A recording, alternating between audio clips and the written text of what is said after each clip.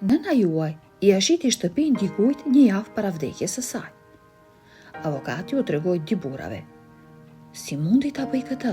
Rënkoi njëri prej tyre, përpara se avokati t'u dorëzonte një zarf të vulosur vëllezërve. Ja, lexoni këtë. Është një letër nga nëna juaj e ndjerë. Vazhdoni të shikoni, sepse në fund të videos ju pret një mësim i rëndësishëm. A nuk të duket e çuditshme që avokati i nënës nuk na telefonoi kur pas vdekjes së saj? Pyeti Mark vllain e tij, ndërsa qëndronte ulur pranë tij në dhomën e pritjes së zyrës së avokatit. Mendoj se kjo është shumë profesionale nga ana juaj, u përgjigj Peter. Vëllezërit e kishin humbur nënën 3 javë më parë dhe po prisnin me ankth të dëgjonin për testamentin e saj. A e dinin ata që një surprizë i priste brenda zyrës së avokatit? Është radha juaj, tha recepcionistja nga ana tjetër e dhomës dhe i bëri meshej Markut dhe Peterit të hynë në zyrën e avokatit. Vëllezërit ndjenë lehtësim duke ditur se nuk do të prisnin shumë gjatë.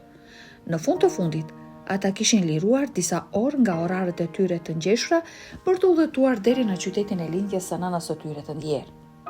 Hajde, të hym brenda, tha Mark, ndërsa vëllai i tij më i vogël e ndoqi pas. Vëllezërit vunë re se sytë avokatit ndriçuan sikur donte t'u tregonte diçka të rëndësishme. Nuk kemi ndëgjuar për ju që pas vdekjes së nënës. A është kjo sepse nuk morën pjesë në funeralin e saj? Pyeti Marku me ton të fortë.